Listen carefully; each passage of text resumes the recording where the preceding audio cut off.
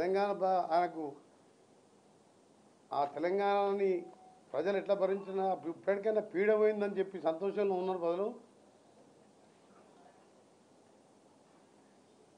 ఆయన ఆ రోజు మీ అందరికీ తెలుసు, తెలంగాణ ఉద్యమం పేరు మీద ఆయన ఎప్పుడన్నా అందరిని పిలిచి ఉద్యమం అందుకుంటున్నప్పుడు ఆయనతో భోజనం చేసి టేబుల్ మీద కూర్చోవాలంటే, భోజనం చేయాలంటే ₹1,00,000. ఆయనకి ఎందుకంటే ఎలక్షన్ చందా, ఉద్యమం చందా, ఆంధ్ర వ్యాపారస్తుల దగ్గర వసూలు చేయడం, రాజీనామాలు చేయడం, బై ఎలక్షన్ రావడం, మళ్ళీ కలెక్షన్లు చేయడం. ఇదే ఇప్పుడు నిర్మించిన మెట్రో మేము కోటికెళ్ళి తీసుకొస్తే అప్పుడే పూర్తి అయ్యేది. అది దాన్ని ఆపి ఎల్ఎన్టీ వాళ్ళని బెదిరించి దాన్ని 6 సంవత్సరాలు ఆలస్యం చేసిండు. ఇలా ఈ విధంగా దోసుకుంటూ తెలంగాణ గురించి ఆయన గడుకోసారి చెప్తాడు, సావు నోట్లో పెట్టి తలకాయ పెట్టి తెలంగాణ తెచ్చినాను. ఎంత ఘోరం అంటే, మేము తెలంగాణతో పాటు 69 నుంచి నడిచే ఉద్యమాన్ని సోనియా గాంధీ ఆలోచించి చిన్న రాష్ట్రాలతోనే అభివృద్ధి, గతంలో 3 రాష్ట్రాలు కూడా ఏర్పడ్డాయి కదా, వీళ్ళ కోరిక నెరవేర్స్తే ఏం తప్పైందని చెప్పి ఆమె ఆలోచించి హైదరాబాద్తో కూడిన తెలంగాణ ఇచ్చిన దేవత సోనియా గాంధీ. ఇది నేను ఒక్కరే కాదు, 4 కోట్ల మంది ప్రజలే కాదు. ఆయన అసెంబ్లీలో మొదటిసారి సీఎంగా ఒక మాట చెప్పి, నేను అప్పుడు ఎమ్మెల్యేగా ఉన్నా, మన సభ అంతా కూడా సోనియా గాంధీకి రుణపడి ఉండాలి, తెలంగాణ ప్రజలంతా రుణపడి ఉండాలి. ఎవరు ఒప్పుకున్నా ఒప్పుకోకపోయినా సోనియా గాంధీ లేకపోతే తెలంగాణ వచ్చేదే కాదు. ముమ్మాటికి ఆమెతోనే తెలంగాణ, హైదరాబాద్తో కూడిన తెలంగాణ వచ్చిందని చెప్పి రికార్డులో ఉన్నది, ఇప్పుడే అసెంబ్లీ రికార్డులో ఉన్నది.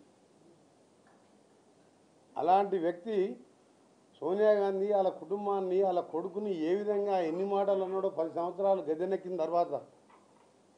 అంతేందుకు వచ్చిన తర్వాత అంతా ఏర్పాటు అయిపోయిన తర్వాత 14 మంది కుటుంబ సభ్యులు తీసుకుపోయి కాళ్ళు మొక్కి సోనియా గాంధీ కలిసి వచ్చింది మర్చిపోయిండు.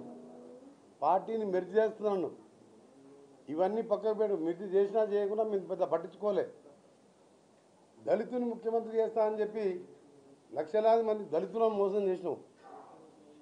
మెడ నరుక్కుంటా నువ్వు దళితుని గీయకపోతే. ఈరోజు ఇవాళ తెలంగాణ రోజులా నువ్వు ఇలా 10 సంవత్సరాలు పూర్తయిన తర్వాత నువ్వు మాట్లాడిన మాటలు ఉంటాయి. ఇవన్నీ ఎందుకు చెప్తున్నా అంటే, ప్రజలకు మీ అందరికీ తెలుసు అతను నిజస్వరూపం. ఎల్లుండితోనే ఆ పార్టీ దుకాణం క్లోజ్ అవుతున్నది. క్లోజే కాదు, ఆ పార్టీలో ఎవరు ఉన్నారు, ఉన్న ఈ కుటుంబ సభ్యులు కూడా జైల్లోనే ఉంటారు.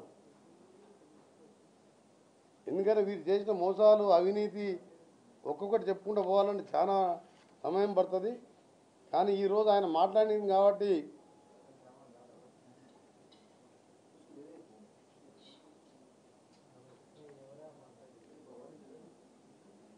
ఆయన తెలంగాణ ఎన్నో రకాలుగా అభివృద్ధి చేస్తే మోకారెత్తులేనోడు ఏదేదో మాట్లాడుతున్నాడు. ఏం అభివృద్ధి చేసినావు? ఎస్ఎల్బిసి సొరంగం ఇవాళ శ్రీశైలం నీళ్లు మా నల్గొండ జిల్లాకు గ్రావిటీ ద్వారా 1350 కోట్లు ఖర్చు పెట్టినాం.